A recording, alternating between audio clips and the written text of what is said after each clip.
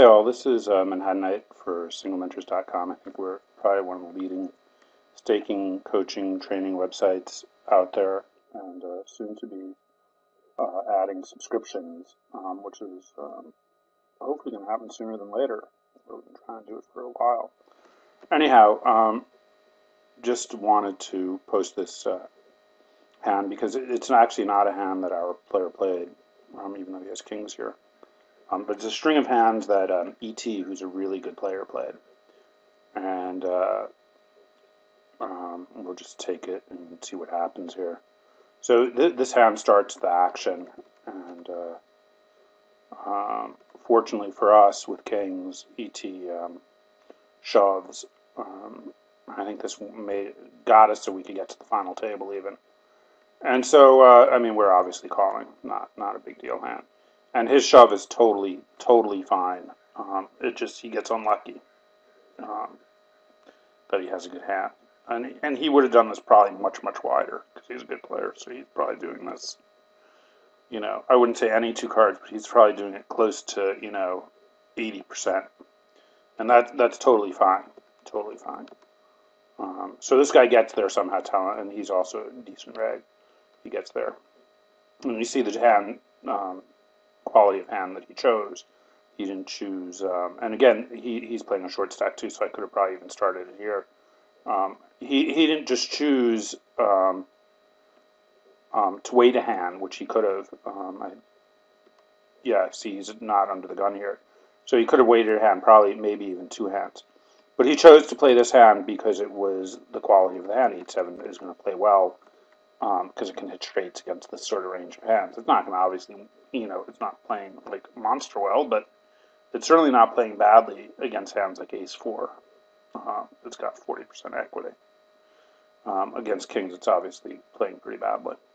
So again, the art of playing the short stack, don't just throw your chips in when you can. Throw them in with hands that, will do okay. So E.T. loses this hand down to 807 chips. And, he could throw his chips in here.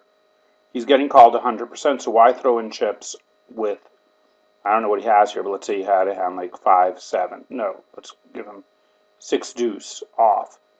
So why throw in the chips with the bottom 10% if you know that you're going to get called and likely to get it even checked down? There's just no point in it. He doesn't play here. He doesn't play here. Again, it's folded to him. He could throw in his chips pretty wide here. But again, he chooses to wait. There's a lot of chips in these pots, and just the antes alone. So even if he just, triples up with the 500 and wins the antes, he's 500, 1,500 plus 900. He's at 2,400. Passes on this spot. And finally, he throws his chips in here. And I'm assuming this is the first hand that he actually got that had any quality. He gets isolated, which is exactly what we want when we're short. And he has king 4, so he has a suited king. A good hand, he hits his 4, and then he hits his king. So this really shows you why waiting pays. Then this very next hand, he shoves again. Now he's got 2 big blinds, and he actually has some fold equity even here. But he doesn't get the fold. He gets into a multi-way pot. And he has the ace-queen, and he hits his queens. 2 queens. And so I just wanted to show this as how a good player, a very, very solid good player, who plays a lot of games, will play a short stack. Not one of our players. A player, actually, I think I've coached E.T. in the past, in 18 mats. So we fold here. And he does actually lose eventually. He doesn't get it through. I think the next, let's see. Now he has fold equity on the button. Does he get it in here? No. He gets it in here with fold equity and gets called. And, I don't really like the 7-6 call. But again, it's like a range that's unlikely to be, it's gambling, but it's unlikely to be counterfeited. It's also unlikely to be good there. So then he gets it in here with King Jack, which is totally reasonable call. On the gun shove, and he just doesn't get here. So he didn't get there, but he didn't get to the final table or anything. But it just shows you how there is really an art to playing the short stack.